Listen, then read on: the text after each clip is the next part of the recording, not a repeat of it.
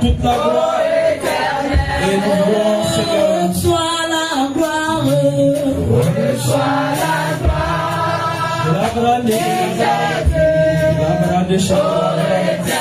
ce matin, reçois la gloire, reçois la gloire, ce jour, reçois la gloire, reçois la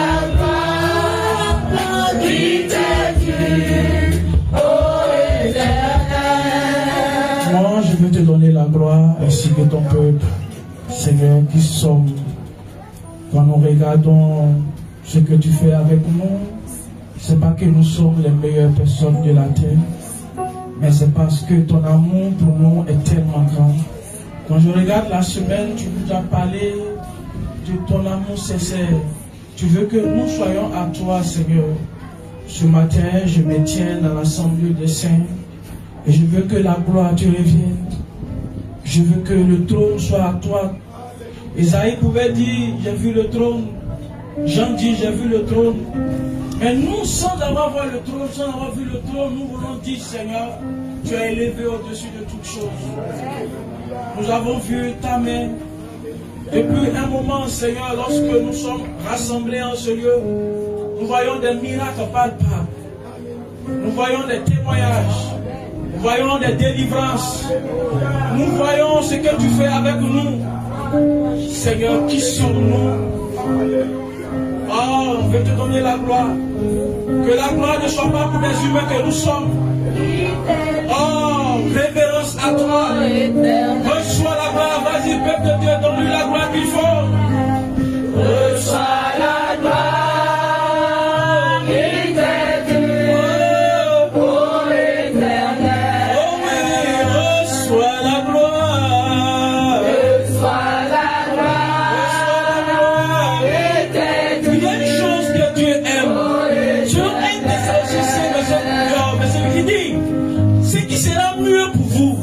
Ce qui sera de votre avantage, c'est de reconnaître que je suis Dieu.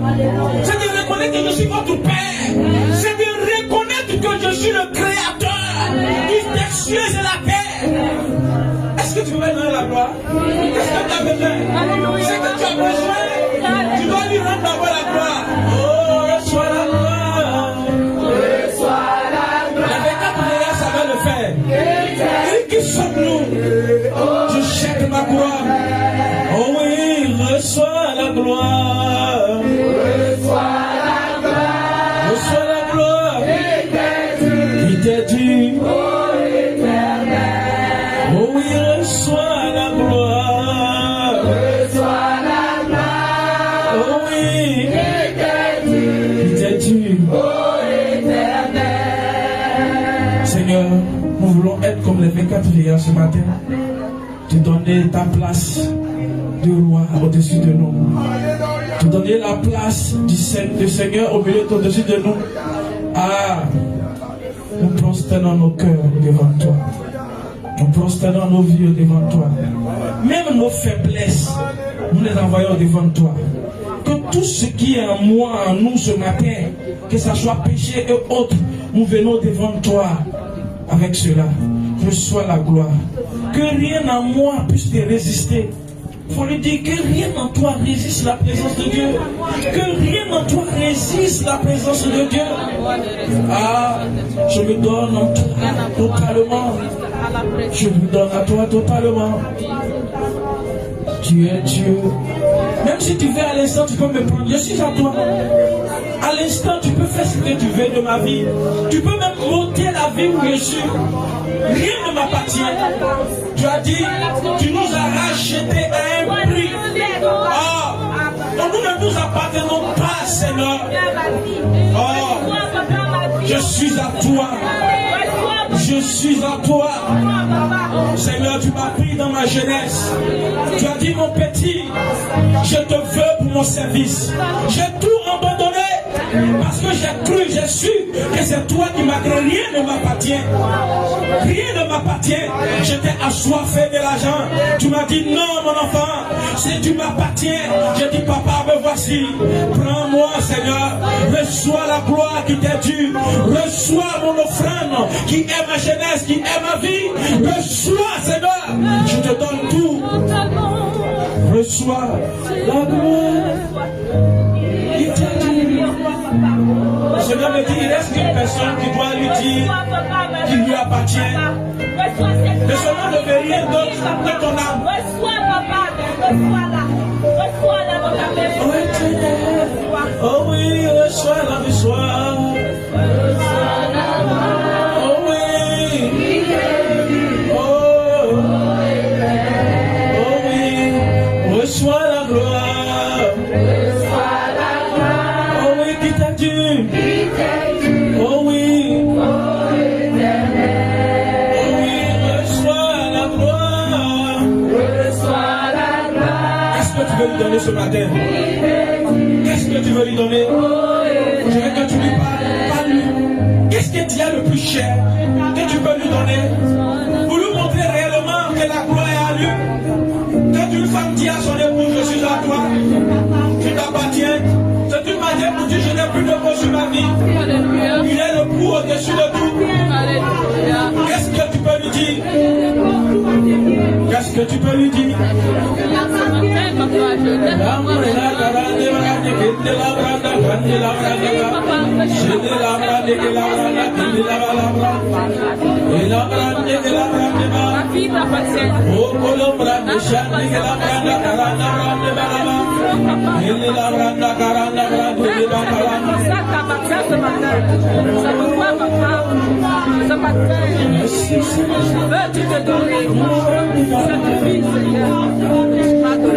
Seigneur, nous te soumettons l'atmosphère.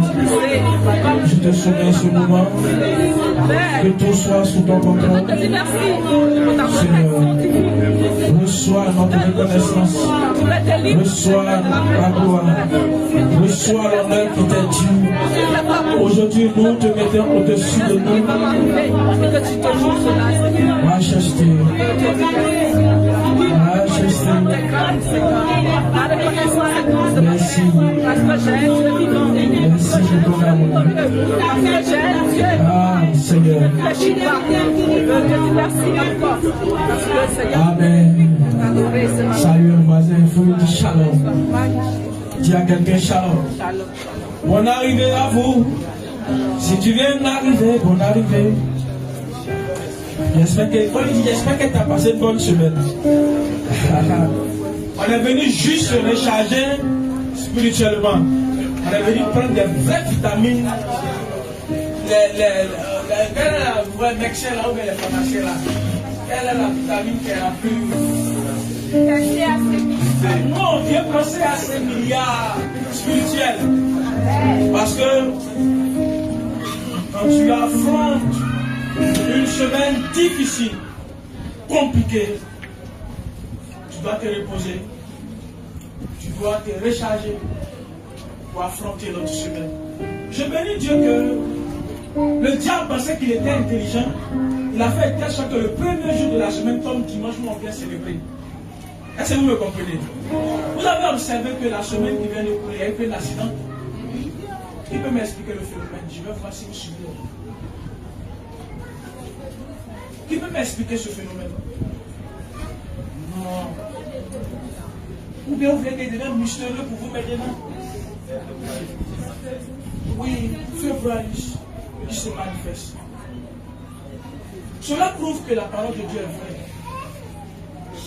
C'est un moment où les gars disent, ils font des titres de purification pour aller attaquer à la guerre, au mois de la guerre, qui est le mois de mars.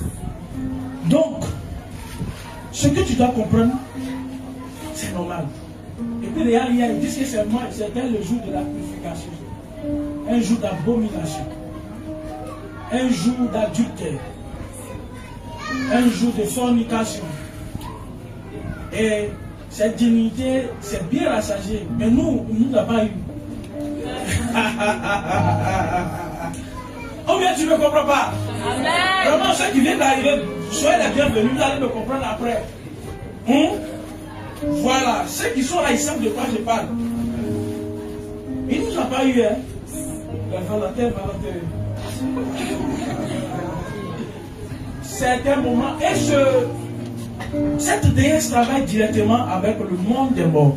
C'est pourquoi vous avez vu tant de morts, tant de tout. Et ils ont besoin du sang pour préparer les guerriers pour le mois de mars. Donc c'est pourquoi vous avez vu. Nous, c'est pour qu'on prie, comme on connaît, ça ne peut pas nous atteindre ni un membre de nos familles.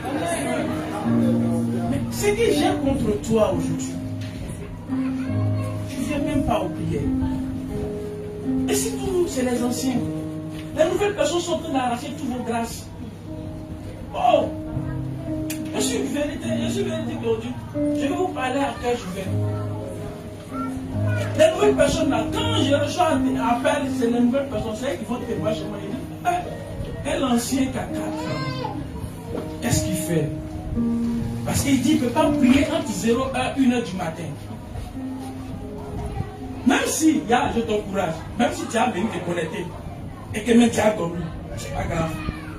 La voix de tes frères et de soeurs va faire que le feu sera avec toi. Amen. Je ne suis pas magicien. Hein? Vous voyez, il fait non, on va pratiquer ensemble. La seule personne qui a ce pouvoir de le faire, c'est Jésus. Même quand tu lis la Bible, quand Jésus est venu, tous les miracles que Jésus a accomplis, à part le fond de Gadara où Jésus a vu et puis le démon s'est manifesté, tous les autres, ils sont venus avec la foi, ils sont venus avec quelque chose. Et puis Jésus a dit, à cause de la foi que tu as avec ton miracle. Toi, tu penses que moi, je suis fabriqué des miracles? Moi-même, je suis bouteille qui est là. Tu as vu cette bouteille-là? C'est lui qui garde l'eau. Moi, je suis la bouteille qui garde l'eau. La bouteille ne peut rien faire. Si tu as besoin, tu prends, tu ouvres, tu mets dans ta bouche, il boit. Si tu viens récipient, bouteille-là, renverse dedans. Bouteille-là ne peut pas fabriquer quelque chose pour te donner. Lui, il ne fait que garder le contenu de l'eau. Moi, je ne fais que garder le contenu de l'eau. Et je ne t'ai pas, il t'a dit, fais comme ça. Après, tu as dit, passer à la commission. On va prier ensemble. Quand elle te fait prier chaque jour de minuit à 2h du matin, quand tu as sorti, au deuxième jour, on se voit que tu t'as vraiment ta onction. Sois béni. Ce matin, je voulais venir prêcher même. Ouais. Depuis mercredi, le Seigneur m'a dit, mon fils, il a mis une pensée dans mon cœur. Et la pensée, c'est le réveil spirituel personnel. Il m'a dit, il venait, hein? Non, j'étais prêt. Il y a quelqu'un qui me donné mon message. Et puis il m'a dit non. Mercredi, quand je recevais, après, il me dit, va me parler du réveil spirituel, personnel. Je te peux écrire sur terre. Je vais aller doucement, sans me presser. Si je ne finis pas aujourd'hui, dimanche prochain, je vais terminer. Quand d'abord on parle du réveil spirituel, personnel, je prends le mot réveil. Le mot réveil vient à partir de quoi? C'est qu'il y a quelqu'un qui est endormi. C'est qu'il y a quelqu'un qui or, le sommeil est synonyme d'une mort. C'est pas ça? Maintenant quand on parle de spirituel, ça c'est un autre monde qu'on ne voit pas. N'est-ce pas? Donc on peut dire que c'est quelque chose qui est à l'intérieur qu'on ne voit pas. Personnel veut dire quoi? Toi-même. C'est pas ça? C'est-à-dire qu'on dit que quelqu'un dort, il est inactif. On peut faire ce qu'on veut de lui. C'est pourquoi les ennemis aiment attaquer quand quelqu'un dort. Tous nos ennemis ont la force quand quelqu'un dort. C'est pourquoi Jésus a donné par là-bas pour dire, si quelqu'un est venu la nuit, il m'a raté. C'est pas en plein jour, mais 2 yeux voient clair. Il peut. Donc quelqu'un qui dort, on peut faire ce qu'on veut de lui. Parce que quoi? Il est inactif. C'est l'état d'une personne qui dort, qui est caractérisée essentiellement par la suspension. de la vigilance. Et il n'y a plus de garde. Quand tu dors, c'est fini. Tu n'es plus vigilant, tu ne vois plus. Si les attaques viennent, tu ne peux pas les dribbler. Ni même comment on appelle ça, les bloquer. Les gens qui sont dans l'armée peuvent comprendre. Hein? Quand ils vont en guerre, on dit, hey, il faut veiller. On dit, non, toi tu fais garde. Mais pourquoi dans l'armée on entend garde? Donc tu surveilles les autres. Là tu dors. Quand il y a danger, lui qui garde là, il fait bruit pour que les autres se réveillent. Parce qu'il y a un danger. Donc quelqu'un qui dort, si lui qui fait garde là, il dort aussi. On vous a eu vous tous. Parce que vous êtes inactifs. Vous n'avez plus de vigilance. Et même quelqu'un qui dort, on peut dire même il y a un ralentissement de certaines de ses fonctions. Quand nous dormons là, notre corps là, il y a certains éléments qui sont ralentis comme le cœur. Ça c'était moi qui connais. Je ne suis pas médecin. Je suis pasteur qui prêche la Bible. Amen. Quand tu dors, il y a certains organismes qui sont ralentis. Donc quelqu'un qui dort spirituellement, sa vie aura répondez. Je veux qu'on comprenne bien la pensée de Dieu. C'est pourquoi j'ai aimé l'apôtre Jean. Il est bien aimé. Je souhaite que tu prospères à tous les cas et sois aussi en bonne santé. Qu'on prospère l'état de ton l'âme. L'âme là, c'est ce qui est spirituel. Donc si quelqu'un spirituellement, il est malade, il dort, il va avoir quoi? Il ne peut rien avoir, il dort. Non, il ne faut pas parler de mort d'abord, pardonnez. Parce qu'il n'a tiré, il est inactif. Si ton âme dort, que ton âme est en train de dormir, s'il est dans ton malade, c'est grave. Tu ne peux rien obtenir parce que tout est inactif. Le Seigneur m'a dit le plus gros problème est fidèle. Beaucoup sont inactifs spirituellement. Quelqu'un que rien ne fonctionne, même si on vient lui donner de l'argent, tiens, parce qu'il dort, il ne sait pas ce qu'on lui a donné. Quelqu'un va venir voler pour partir. Quelqu'un qui dort, même si la bénédiction vient, il ne va pas voir, il dort, ses yeux sont fermés, il est inactif. Ça ne peut pas fonctionner. Je me rappelle, je sais, il y a 10 ans en arrière, je suis allé à la banque faire l'opération parce qu'il n'y a pas touché le compte à l'entrée. Et même me dit le compte, c'est la première fois qu'on entend ce mot, je ne sais pas, c'est 2010, 2011. On dit votre compte est dormant. J'ai demandé à la. Et puis, il me faut un papier, il dit va voir la gestionnaire. Oh, je n'étais pas dans le lieu où il a créé le compte. Donc, je me dis à la gestionnaire, compte là-haut. Lui, la maquille jusqu'à doigt. Parce que je ne connaissais pas en 2010. Il dit non, mais je profite parce que vous ne faites pas d'opération, ça fait plus de 6 mois, donc quand c'est comme ça, ça dort. Donc il faut qu'on réveille. Il dit ouais, il dit on va écouter à la porte, tu as créé d'abord. Je me suis assis là pendant 2 heures du temps. Parce qu'il faut qu'on réveille un compte pour que moi je puisse savoir. Imagine-toi, si tu dors. Et puis, j'étais là hier soir, et puis Dieu me dit, mon fils, regarde, beaucoup de chrétiens sont dans le sommeil profond.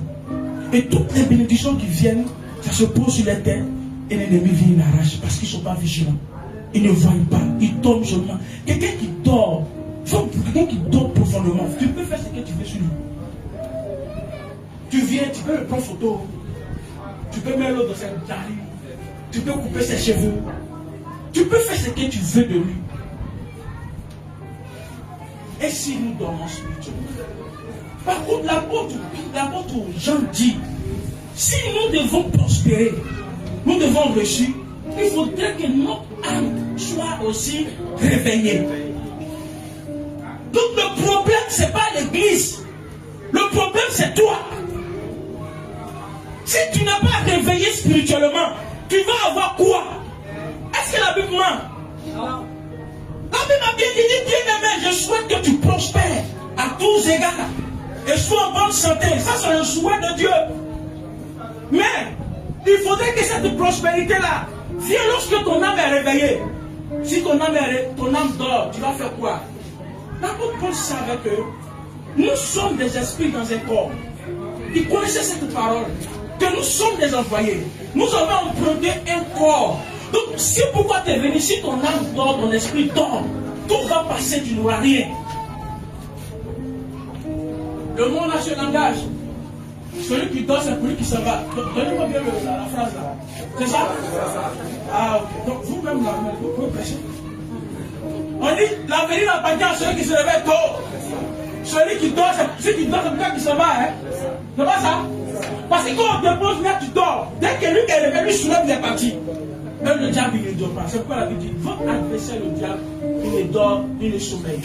Parce qu'il sait que si quelqu'un dort, il a tout perdu, il est inactif. Il ne peut plus rien faire. Et ce matin, je vais appeler 2 témoins ici qui vont m'expliquer quelque chose.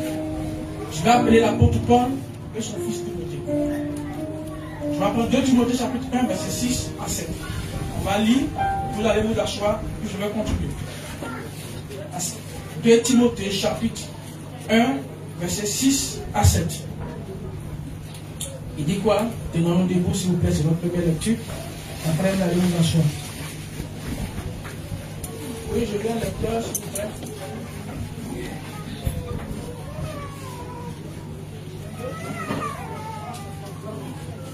De Timothée 1, verset 6 à 7. Ce verset-là, il y a tout un prêché ici. Bon. Allez-y. On n'avez pas trouvé? Donc, je lis. 2 Timothée 6. Non, oui. 2 Timothée.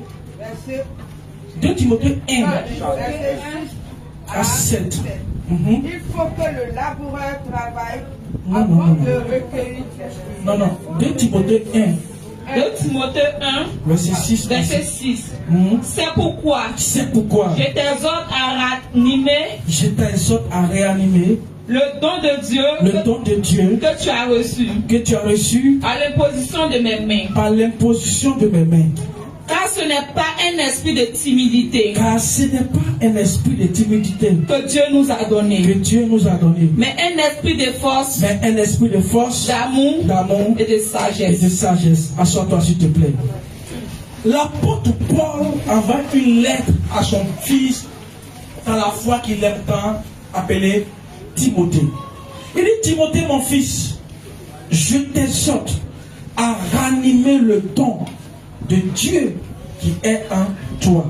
Je veux que tu soulignes ranimer dans ta vie. Que tu as reçu par l'imposition de mes mains. Car ce n'est pas un esprit dormant que tu as reçu, mon petit.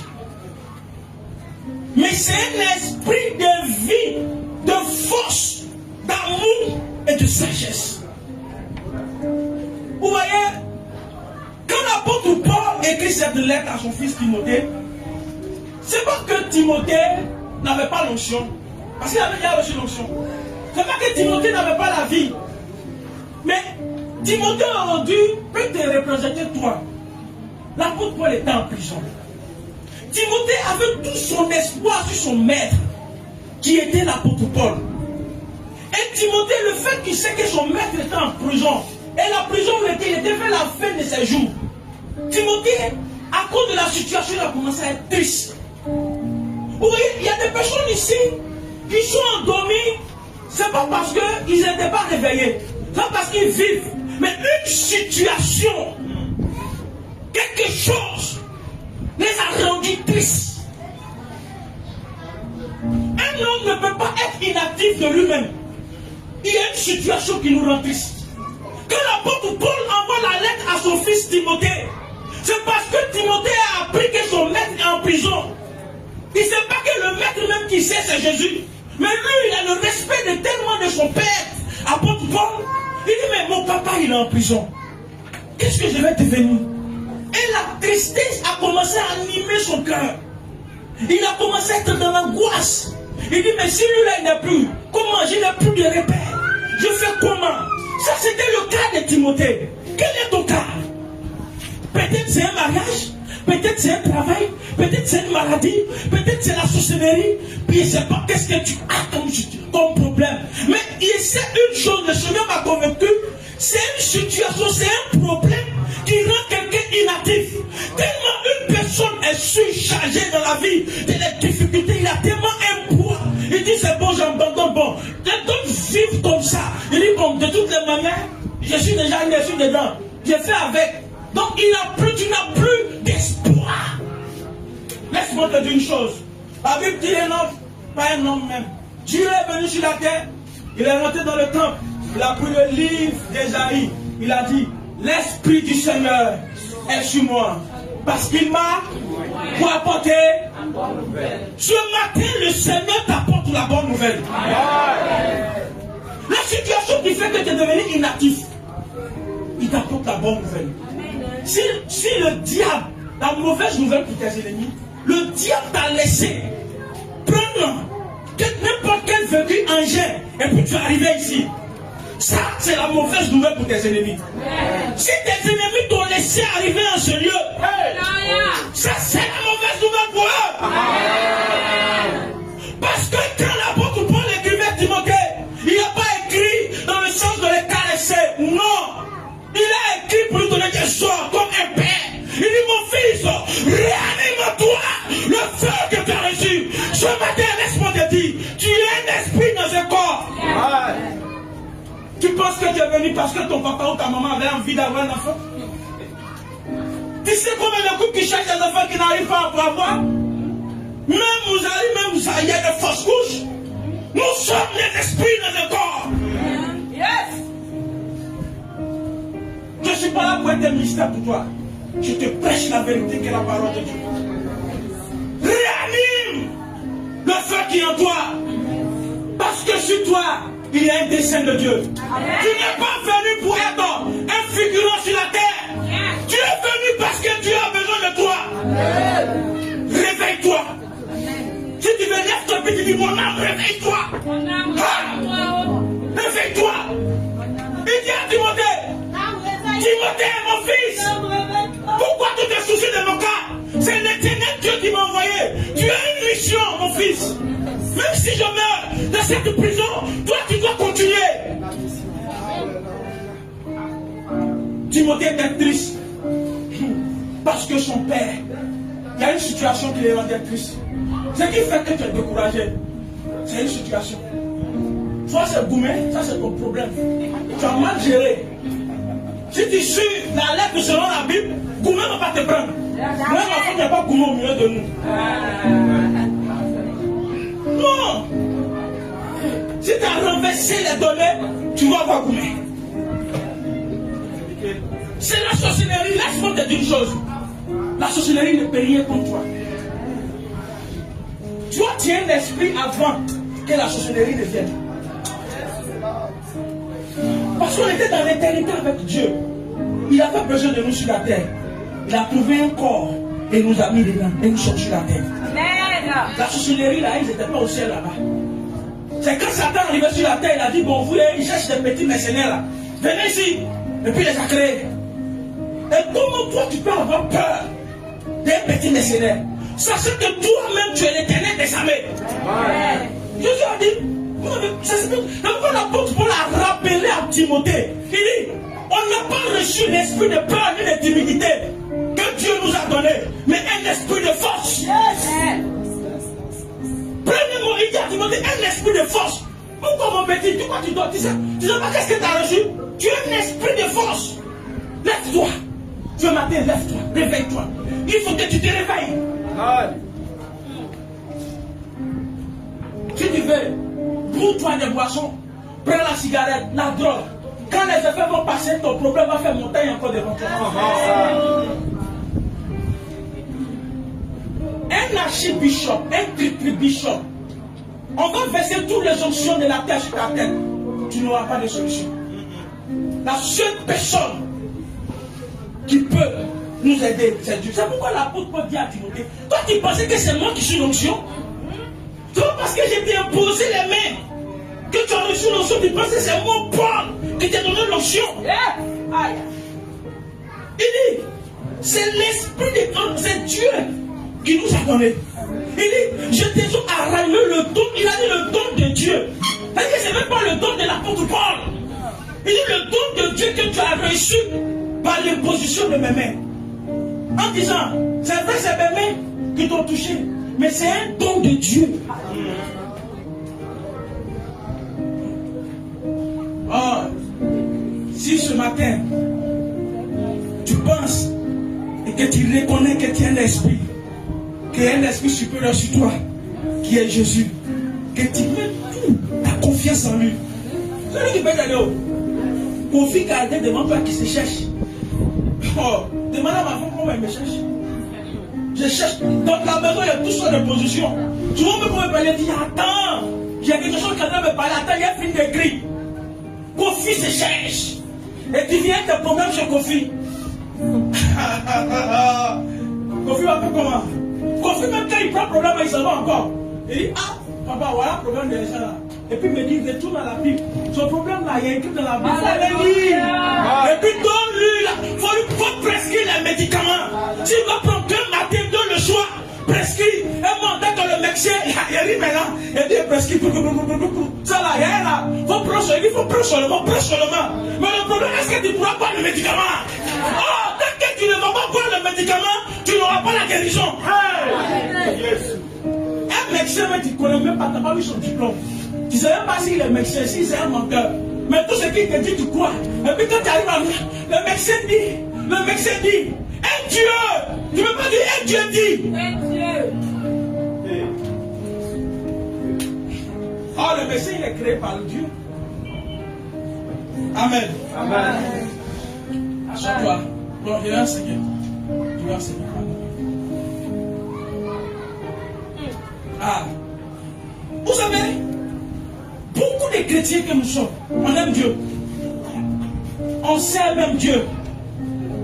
On vient à l'église comme on vient à l'église. Mais à cause des situations de la vie, on est inactif spirituellement. On est devenu des religieux. Et on se compte que d'autres viennent. Ils ont des réponses. Ce n'est pas le problème, ce n'est pas l'endroit ou bien quoi. C'est nous-mêmes. Quelque chose qui est inactif, ça ne peut pas fonctionner. Tant qu'on ne va pas réanimer. Et c'est pas parce que d'autres on ne va pas voler la foi. Mais la foi est devenue froide, mécanique, silencieuse. Pourquoi? Parce que on est inactif spirituellement. Et le plus grand danger pour nous les chrétiens, ce n'est pas le péché physique. Le péché qu'on voit, ce n'est pas ça. Mais le plus grand danger pour toi et moi, c'est la tiédeur spirituelle invisible. Jésus a dit quoi? Dans Luc 12, 49, il a dit, je suis venu apporter un feu sur la terre. Et combien voudrait qu'il soit allumé? Je suis venu apporter le feu. Parce que Jésus a compris que la terre était froide. Parce que le péché est rentré. Et c'est ce que l'apôtre Paul avait compris pour son fils.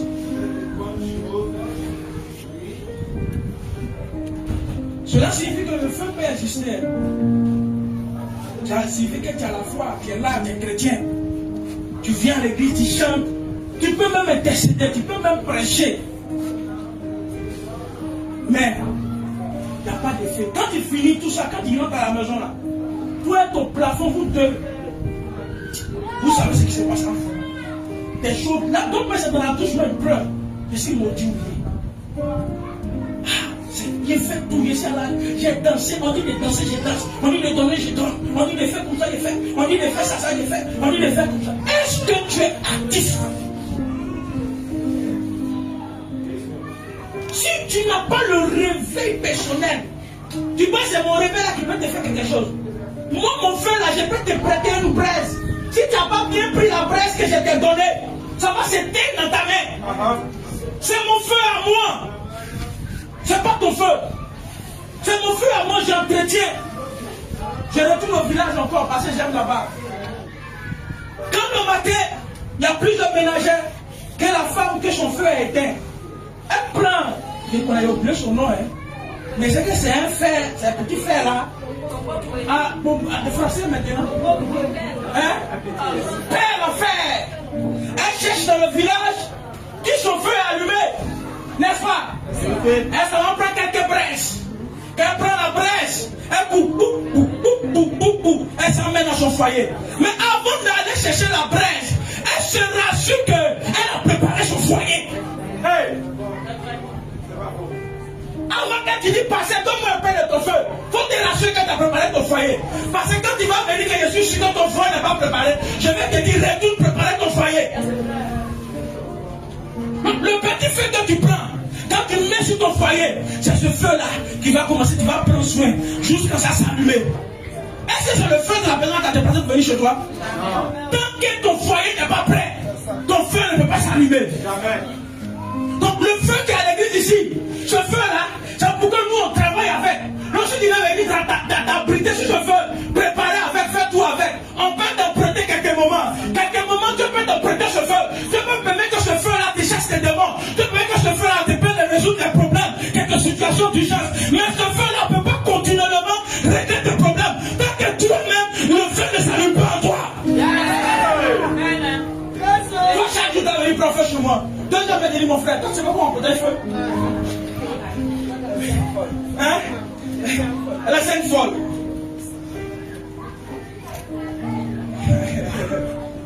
Ah, Seigneur. Le réveil spirituel personnel est nécessaire pour rallumer une foi assoupie, restaurer une communion intime avec Dieu et transformer sa vie intérieure. C'est nécessaire pour toi. Tout le problème que tu as, ça ne va pas, au lieu de faire tout, ça ne va pas. C'est un problème de réveil spirituel. Tu es inactif. Je cherche un mot même. Tu es imaginé quelque part là-bas.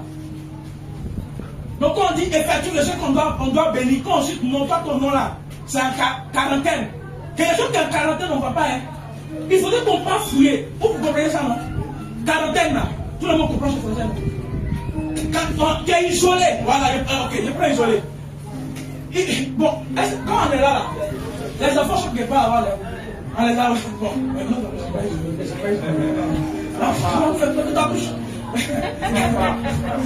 bon, il cherche les gens isolés. Non, il y a mise à part pour Dieu. Il n'y a pas d'isolé. Quarantaine, parce que moi, les gens vous savez de quoi il parle. Quelqu'un qui est isolé. Quand on vient, on dit, on doit bénir les hommes, si son nom sur la liste, comment l'appeler? On ne le voit pas. C'est fini. C'est ceux qui sont là qui ont eu. Parce que tu es isolé. Tu es isolé. Et le réveil spirituel personnel est crucial. C'est crucial. C'est urgent. Parce que, oui, je vais arriver là-bas, mais pas partir. Le problème de nous, les chrétiens, aujourd'hui, on pense que le pasteur, c'est un magicien. C'est lui qui doit tout faire. Quand il va à l'hôpital, là, c'est un médecin qui se pique pour toi. Question. Il faut répondre à ma question. Non. C'est le médecin qui se pique pour toi. Quand tu es malade, là, faut pas. Lui, il vient. Il dit, bon, infirmière, viens ici. Bon, voilà, hein. Va le chercher à le piquer. Lui, il est parti. Si tu veux, faut accepter. Si tu n'as pas accepté, quand on t'a fait 2 cauchemars, tu as appelé. Quand tu as vu que tu devais faire, ah, venez. Mais moi-même, j'aime pas aigu. Mais souvent, ils sont bien de prendre aigu là. Ça prend aigu, j'ai pas vu tout à l'heure. Ma femme me connaît. Dieu peut me guérir, il peut me soigner de tout. Non, parce que j'aime pas aigu. Mais quand il arrive à l'hôpital, je suis obéissant. On pique ici, ça me fait mal. Je ne peux pas pleurer, un vieux ne peut pas pleurer. Mais j'observe. Parce que c'est crucial pour ma vie. Si je ne reçois pas le soin, je risque de couper le ticket. Amen. Donc si tu ne reçois pas le soin spirituel, tu as coupé le ticket spirituellement. Par contre, tout ce que nous devons avoir physiquement, cela dépend de notre activité spirituelle. Donc spirituellement, si tu es inactif, tu ne peux rien obtenir. Ce n'est pas un problème de groupe. Quand l'apôtre Paul écrivait la lettre à Timothée, il pouvait dire, Timothée, vous à l'église, toi avec les anciens, parce qu'il travaille avec les anciens, les diacres, il pouvait écrire pour dire, réveillez-vous. Mais c'est à Timothée qu'il écrit. Parce que c'est pour Timothée qu'il y a le problème. Parce que si Timothée est endormi, toute l'église est endormie. Le problème que tu as, tu penses que c'est pour toi seul. Parce que tu penses que c'est toi seul qui es venu sur la terre pour toi-même. C'est faux. Tu es venu sur la terre parce qu'il y a des gens derrière toi que tu dois quitter. Donc, spirituellement,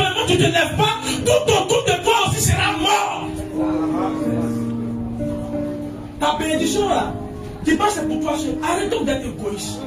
Je crois que j'ai prêché ça, j'ai oublié. On n'est pas, si tu es égoïste, tu penses que c'est pour toi. Non, moi je m'arrête là. Non, non. Si tu tombes, derrière toi ça tombe. Pour tes enfants, pour ton mari, pour ta femme, pour ceux qui sont autour de toi, tu es obligé de te réveiller. Une mère qui est peut-être veuve ou quoi, elle ne se vit plus pour elle-même, mais elle commence à vivre à cause de ses enfants. Elle se réveille. Quand tu vois quelqu'un se réveiller, toi aller se battre, c'est pas pour lui. Surtout si c'est pour nous-mêmes, là, chacun de nous sait comment il fait pour manger. Tu sais comment on fait pour manger? Mais c'est les gens qui sont autour de toi, les enfants innocents, qui comptent sur toi pour que l'avenir marche. Un parent qui compte sur toi pour voir le soleil, c'est pour lui que tu te bats. Vous pensez que Jésus est venu sur la terre parce que lui ne suffisait pas? Il est venu sur la terre à cause de toi et moi. S'il ne venait pas, nous, c'était fini pour nous. On ne serait même pas rassemblés actuellement.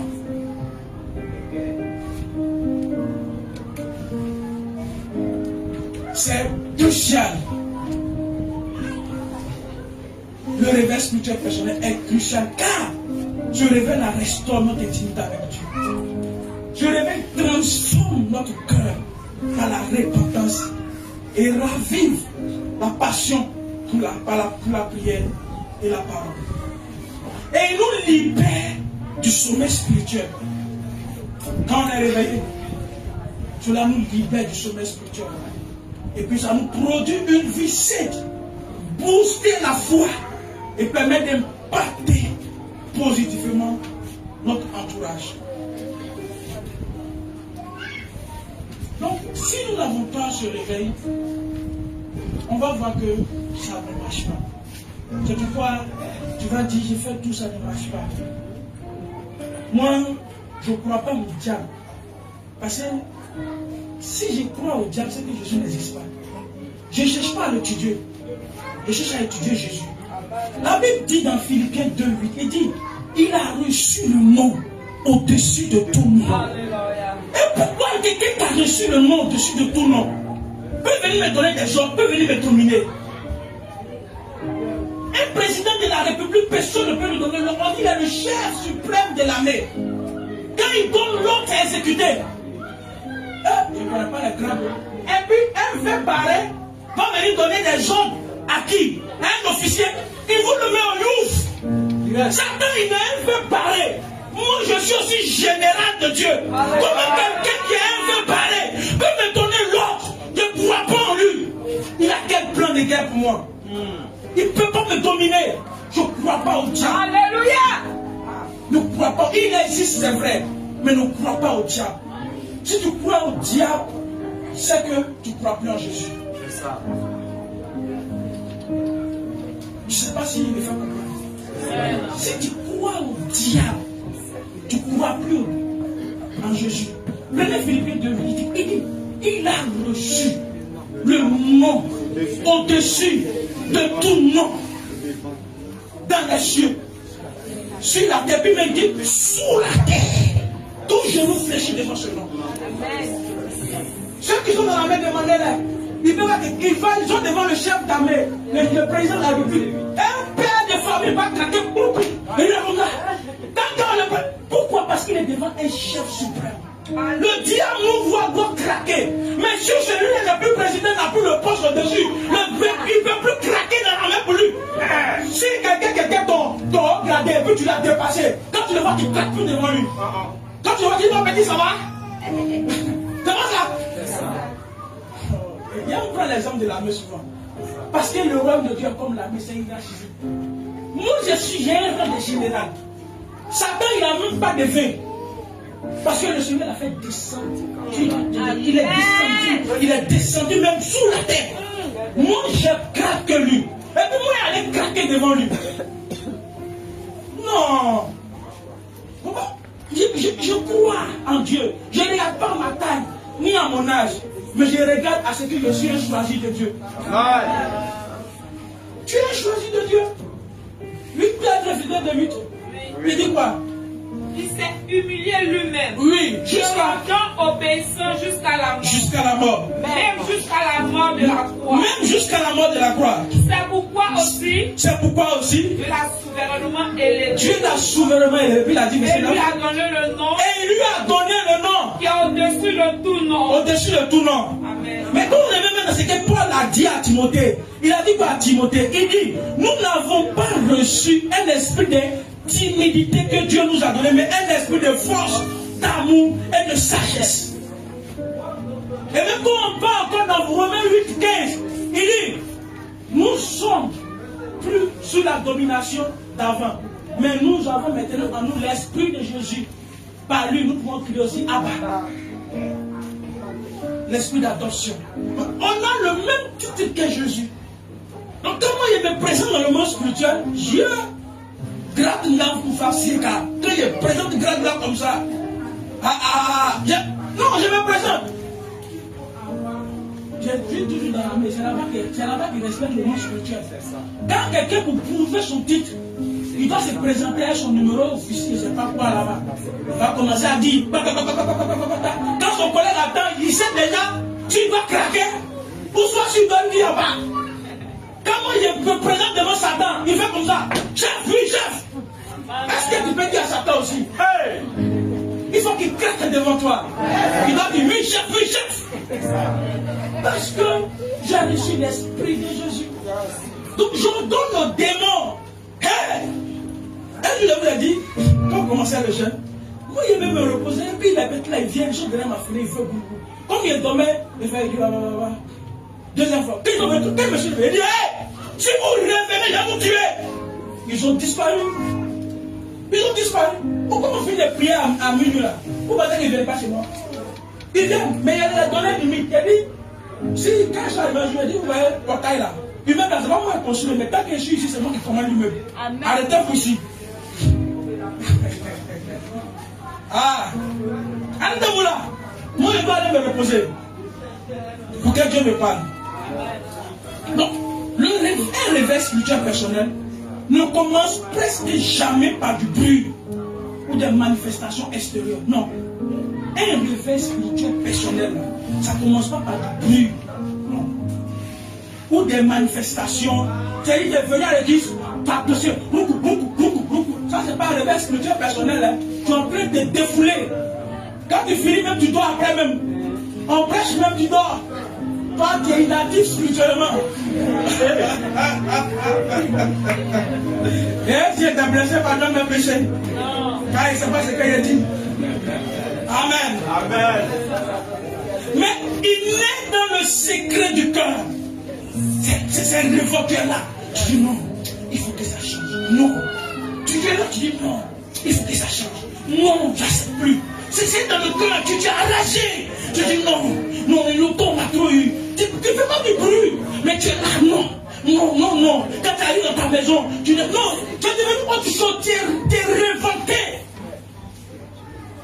Spirituellement, et puis tu commences à prier. Tu pries, tu ne te fatigues plus. Tu es là, tu dis non, il faut que ça change. Il faut que ça change. Ce n'est pas le bruit, mais c'est dans le cœur. À l'intérieur, il faut que ça change. C'est cette phrase-là qui est dans ta bouche. Et le 11, le dimanche prochain, je vais développer premier thème, premier point. Puis dimanche prochain, je vais développer le reste. Et on va voir comment est un réveil spirituel personnel. Parce que j'ai essayé d'introduire, tu as compris, mais il essaie de poser la question comme il me pose. Monsieur posé la question, c'est mais comment est un réveil spirituel personnel? Parce que tu as entendu, mais comment vous faire pour que moi aussi, spirituellement, je sois réveillé? On va voir le premier point. Prends-moi Psaume 42, verset 2 à 6. Le premier tiré, le réveil personnel commence par une soif ou soit une faim. Psaume 42. Oui, verset 2 à 4. Comme une biche.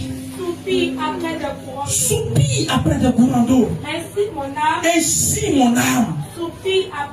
Soupire après toi, oh Dieu. Oui. Mon âme a soif de Dieu. Et mon âme a soif de Dieu. Oui. Du Dieu vivant. Oui. Quand il lèche et paraîtrait devant la face de Dieu. Devant la face de mon Dieu.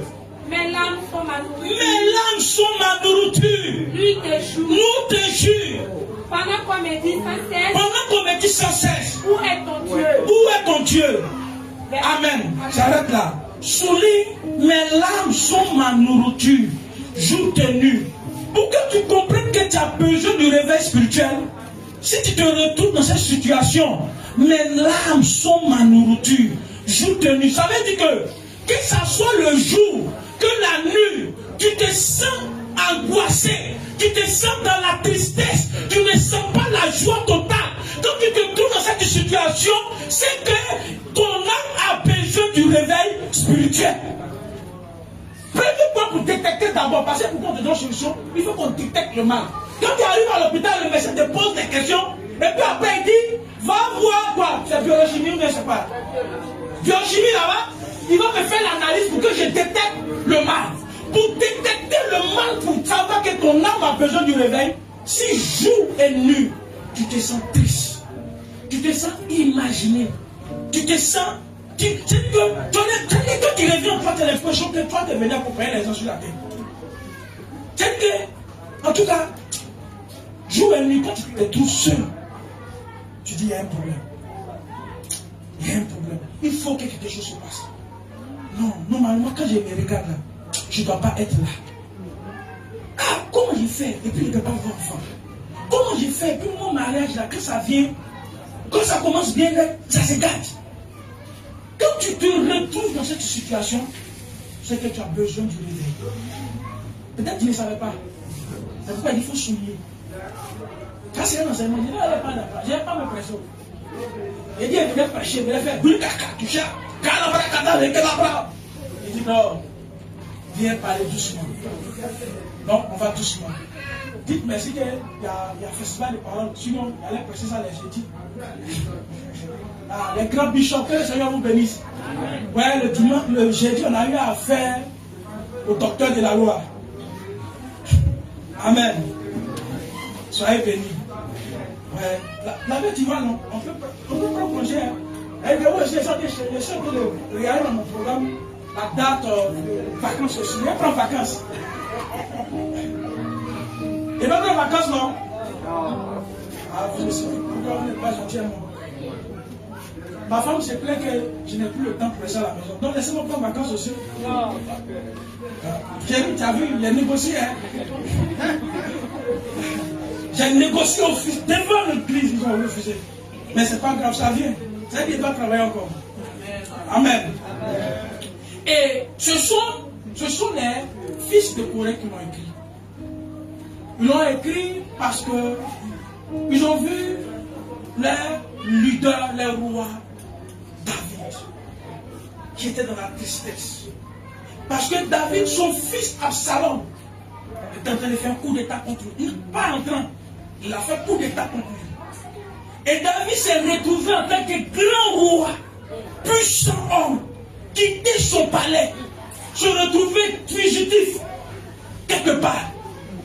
Il est en train de pleurer devant Dieu. Et c'est les fils de Corée, comme c'était les gardiens d'Alès, ils étaient à côté. Et ils ont commencé à écrire ce que David voulait. Et David disait, Seigneur, mon âme souffle parce qu'il sentait que ça ne va pas. Comment un grand roi, son fils va le renverser? Son fils l'a renversé même. Il l'a renversé. Justement, il a pris ses concubines. Il a sorti ses concubines devant le monde entier. Il a humilié. David était triste. Triste dans son âme. Il s'est dit, mais tout une que ils ont versé sur ma tête, tous les espoirs, tout ça là est zéro. Et il était, son âme était abattue. Et il disait à Dieu, je demande une solution. Je vais retourner seulement à Jérusalem. Ce n'est pas pour le trône, hein.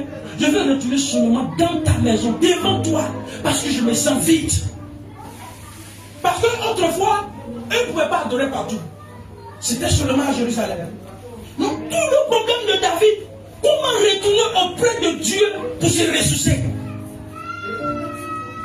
Il pleurait. Il dit, oh, mon âme soupire. Seigneur, je souffre comme un auprès, comment soupire auprès des courants d'eau.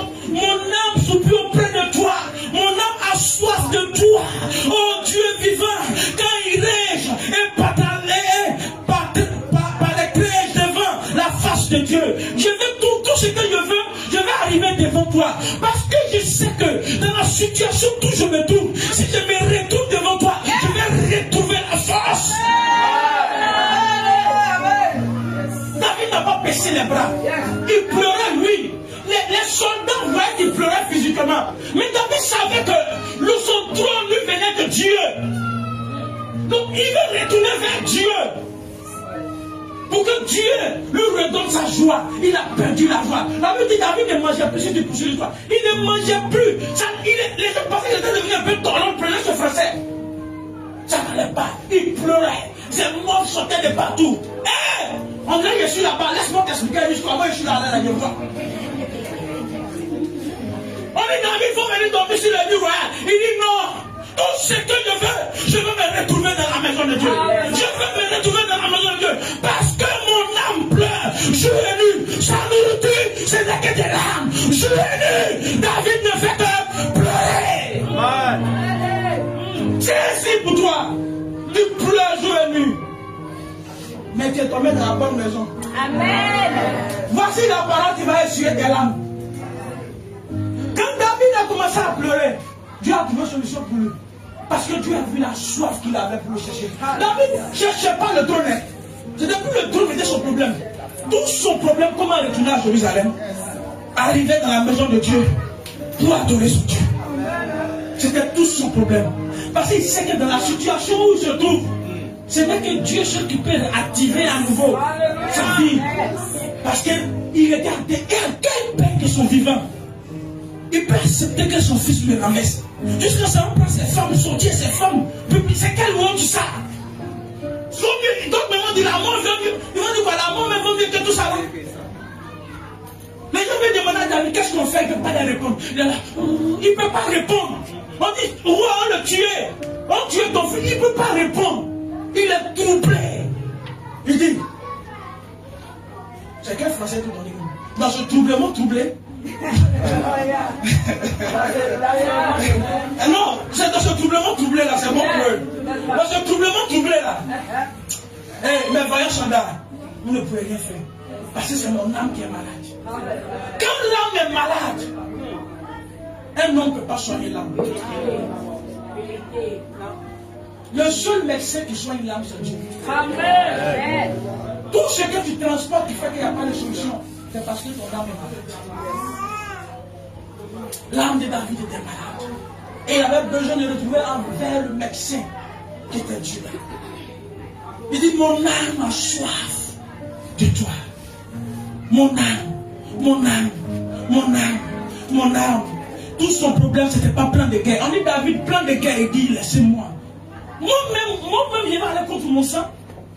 C'est quel plan de guerre il va faire dans ça? Moi-même, il a fait plein de guerre contre mon sang. Il était confus dans la situation. Quand le diable nous attaque là, il prend notre sang pour nous attaquer. Est-ce que toi tu peux tuer ton sang? Il faut que tu vas vers Dieu. Pour que Dieu lui-même, il restaure ton âme. Pour qu'il te juge. Pour qu'il traite cette situation. Donc, le réveil commence par cette soif. La soif de revenir à Dieu. De dire à Dieu, il faut que tu fasses quelque chose. Le réveil ne commence pas par une prédication. Non. Mais le réveil commence quand une personne réalise en lui que j'ai une faim intérieure, quelque chose qui fait que je suis troublé, jour et nuit. Si tu ne te trouves pas dans cette situation, une situation ne te fait pas avoir, coupable ton sommeil à 2h du matin. Il y a des gens maintenant dans la situation les envahit, ils tombent jusqu'à 15 minutes. Et puis ils se sortent. Et puis ils s'assoient. Tu vois quelqu'un, non, tu vas voir quand vous dormez à deux là. Tu vois quelqu'un en pleine nuit, il est assis, et puis il est comme ça. Mon frère, tu dis, non, c'est son âme abattu. Il faut l'aider. Il ne va pas te parler. Mais il faut dire, Seigneur, elle se là. Quand quelqu'un se réveille la nuit tard, ou bien tu vois quelqu'un dans la rue, il marche seul, et puis il est comme ça. Et puis il crie, ah! Ah, c'est dosé. C'est dosé. C'est dosé sur lui. C'était le cas de David, c'était dosé. Il a besoin que Dieu vienne l'aider. Et ce n'est pas une culpabilité. Parce que le diable te met dans un cas de culpabilité. Quand c'est le diable. Mais quand c'est Dieu qui a la soif, le diable te met dans l'état de culpabilité. Dieu là, tu te dis, est-ce qu'il ne va pas me jeter dans l'eau là? C'est ça où vous voyez habiter les gens sont jetés dans l'eau. Toutes les fois, accident exprès. Ils prennent voiture là, ils filment. Ils cherchent Dieu. Parce qu'il dit ça ne vaut plus la peine. Son âme est triste. Son âme souffre. Ça, c'est notre cas. Donc ceux-là, on va beau verser une sur les têtes. On va tout faire. Ça ne va pas passer. Tant que lui-même ne sait pas qu'il y a un problème, qu'il doit se soigner, ça ne marchera pas. Il dit comme une biche soupire après des courants d'eau, ainsi mon âme soupire après toi. Oh Dieu. Dieu ne réveille pas ceux qui sont satisfaits. Si tu es satisfait, toi Dieu ne va te réveiller. Il réveille ceux qui disent Seigneur, il doit y avoir un changement. Il doit y avoir un changement. Je n'accepte plus cette situation. Non. Quelqu'un qui est résolu. Et c'est ce qu'on appelle la foi là. Il dit non. Il doit y avoir un changement. Et le Seigneur a fait comprendre. Il dit le problème de notre génération actuelle, c'est qu'il nous fatigue. C'est qu'il y a trop de contenu spirituel. Je vais t'expliquer. Trop de contenu spirituel veut dire quoi?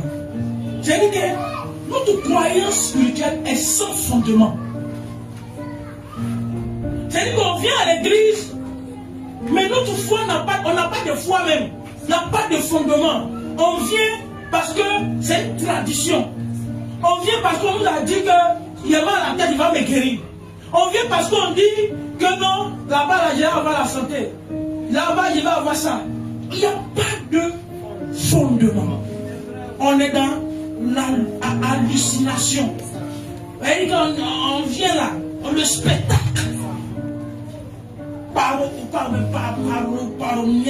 On est dans ça. Et on utilise la spiritualité pour éviter de gérer ces problèmes concrets. C'est-à-dire qu'on prend la spiritualité là pour habiller nos problèmes. On masque, on va mettre comme là. Vous me coupez aussi. Je vous la suis parlé. Vous me coupez votre situation. Vous maquillez ça. Et c'est joli comme ça. Et le prophète là, il est puissant. Tu es sans fondement. Parce qu'il n'est pas puissant. Aucun pasteur n'est puissant. Amen. Tu as pris ta situation pour maquiller ta situation. C'est-à-dire que quand on te voit comme ça, tu souris de pire. Tu as mécoupé ta situation. Et c'est notre problème aujourd'hui. Donc, on n'arrive pas à avoir la soif. Parce qu'on est dans l'hallucination. À notre église, on danse. Quand le bébé passait ta voix tout à l'heure, quand on fait boum, paya. Donc, quand ça finit, tu retournes à la maison ton problème. Tu récupères devant la porte. Le problème, viens partir. Mais vous partez, vous pleurez encore. Vous pleurez jusqu'à. Après, Marie, quand est-ce qu'on t'appelle? Il y a plus de. Problème, attends. On va appeler. Tu as mécoupé ta situation. Donc tu es dans l'hallucination spirituelle. Pas de soif. Pas de dire non. Pourquoi il faut que ça change? Il faut que ça change. Non. La manipulation prophétique. On nous manipule. C'est-à-dire que maintenant, comme toi tu es dans la manipulation, le Dieu va te manipuler par les prophéties. C'est quand tu vas dans là. On fait propre fume CD pour te donner. Je n'ai pas dit que les prophéties, moi je prophétise. Mais tu as prendre. Avant que ma prophétie arrive vers toi, c'est qu'on a fait le nettoyer. Ça a fait tardivement même. C'est que je vois et te dit pas. Et te dit ce qu'on doit pratiquer pour que la prophétie arrive. C'est comme ça que je vous ai dit, si quelqu'un vous donne prophétie, dès qu'il descend, attrape sa main, prophète, merci pour la prophétie. Il fait comment pour arriver là-bas. Je dois te dire comment on fait pour arriver. Quelqu'un te dit, je te vois dans 2 mois quand tu m'arrives. Ah, maintenant ne te maries pas. Il a dit, ah, le prophète là, c'est un faux prophète. Tu es toi qui es un faux fidèle. Amen. On est dans le chantage prophétique, dans la pression. C'est ça qui est le trop de contenu spirituel. C'est ce qui nous fatigue tous. Trop de contenu spirituel. Or, je me suis assis un jour, mon professeur me disait, il dit, quand Jésus est venu, tu as vu comment Jésus a enseigné? Jésus n'est pas allé faire la théologie selon, il n'a pas pris des livres pour enseigner les gens. Chaque enseignement, c'était les paraboles. Quand Jésus enseignait ses disciples, il s'asseyait quelque part en rond comme ça, et puis commençait à les parler par parabole. Il les parlait en fonction des situations. Pourquoi il a nous enseigné comme ça? Il dit mon fils, j'étais en train d'enseigner toujours comme ça.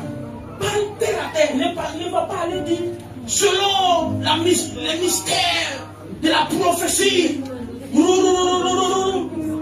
Bon, quand on finit ça, quand tu as compris quoi? C'est moi qui ai compris. Quand tu n'as rien compris, je fais spectacle spirituel pour te donner. Et puis tu as de l'émotion, tu as halluciné comme ça. Quand tu finis, problème, t'attends devant la porte. Tu as récupéré problème, alors chez nous.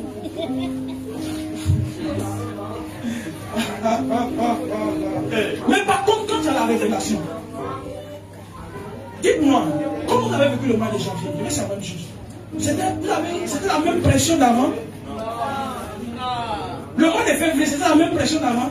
Mais si je venais faire du spectacle spirituel pour te donner. Je suis sûr que même hier là, je suis sûr que mon enfant m'a rappelé un peu. Elle m'a dit, ah chérie, on dit ça fait la terre. Bon, je ne répondais pas bien parce que j'étais occupé à écrire quelque chose. Elle dit, ah, c'est Fabrice, non? Elle dit, quand il a entendu Fabrice, elle dit, ah, tu dis pas. Oui, parce que c'est cette femme-là qui a changé. Elle dit, oui. Et puis elle commence à lui expliquer à nouveau. Elle dit, oui, c'est vrai, c'est Fabrice. C'est aujourd'hui là, il faut aller à l'adoration. Elle dit, ah, d'accord. Et puis je me suis arrêté là. Là, elle parlait de devant la terre. Va aller donner mon adoration à l'amour, c'est chaque jour. Amen. Il est comme Christ. Jésus n'a jamais. Si Jésus cesse de nous aimer, tout à l'heure, le monde ne va plus exister. Si Jésus cesse de nous aimer, non, c'est pas un jour Jésus va dire que c'est aujourd'hui et vous aimez. Si Jésus cesse tout à l'heure de nous aimer, toi et moi c'est fini. On va retourner dans le lac de feu avec des poussières. Amen. Donc, sortons du contenu spirituel. Je vais m'arrêter sur le contenu spirituel. Parce que ce sont les contenus spirituels qui nous fatiguent. Jésus dit, allez, faites de toutes les nations quoi? C'est ce que je suis en train de pratiquer. Je ne veux pas que tu dépendes de moi. Il faut que vous arriviez à comprendre que vous ne devez pas dépendre d'un homme de Dieu. Parce que nous, on se cherche. C'est pourquoi on est là en fait de prière. On est là, on se met dedans. Parce que quand tu dépends d'un serviteur de Dieu, on va faire ce qu'on veut de toi. Il y a été fabriqué des révélations. Tu n'as pas pouvoir. Mais c'est toi qui vas dans le monde. Toi tu ne maîtrises pas que moi. Moi je suis en avance que toi. Mais c'est ce qu'elle fait, de fabriquer et puis tu apprends. Ne faites pas qu'elle devienne fabricant de prophétie. Amen. Vous n'allez pas, quand vous allez prendre, il dit, Dieu a dit aux enfants, il dit, quand vous allez observer mes instructions, Deutéronome 28, lisez pardon, Deutéronome 28. Je ne sais pas, c'est à partir de verset combien? Voilà. À partir de verset combien? 14. Voilà, verset 15. Il dit, il y avait quelqu'un là. Il dit, mais si tu obéis. Non, non. Voilà, c'est verset 1. Après le 14, c'est la malédiction. Oui. Il dit, si tu obéis à la voix de l'Éternel ton Dieu.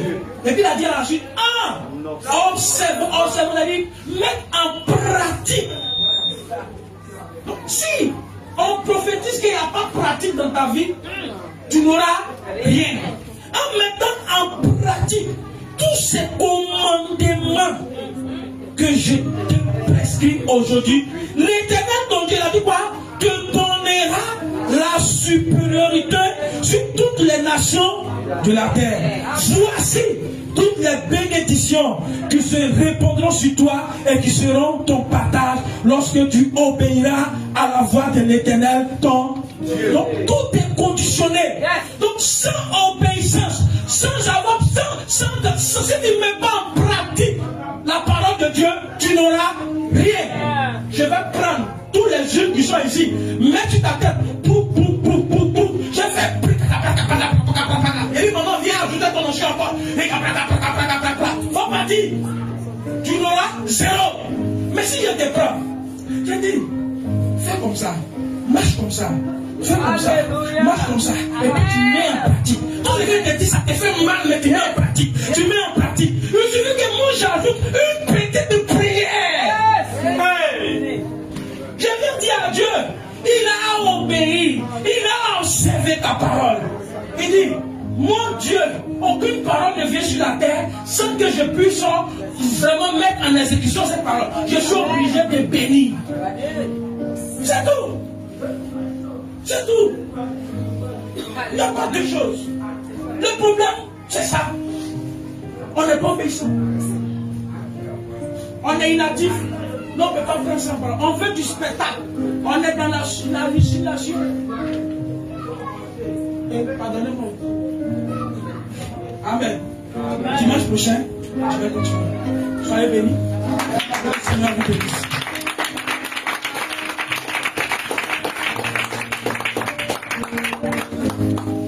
Donc, je reçois les mercredis et vendredis. Au plus tard, 9h, je suis là. C'est que si tu veux prendre rendez-vous, prépare rendez-vous. Moi, quand je suis assis au bureau, je suis à 18h les mercredis et vendredi, je suis à 21h. Donc, viens, on va se parler. C'est que, amen. Sinon, c'est que, il y a de bonnes paroles. Tu n'es pas né au hasard. Tu as une source de bénédiction. Quand ça va partir à la maison. Là, tu as souri un peu. Tu as souri un peu, non?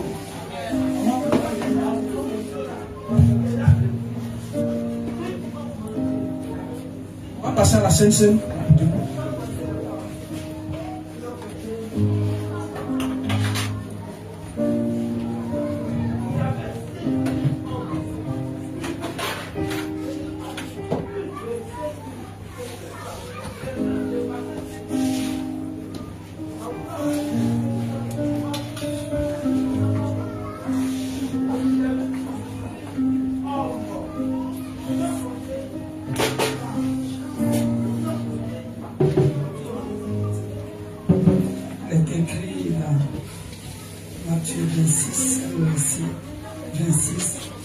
Pendant qu'il mangeait, Jésus prit du pain.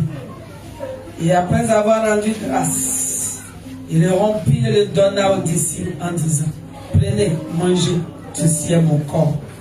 Il prit ensuite une coupe. Et après avoir rendu grâce, il la leur donna en disant, buvez-en tous, car ceci est mon sang, le sang de l'alliance qui est répandu pour beaucoup, pour le pardon des péchés. Je vous le dis, je ne boirai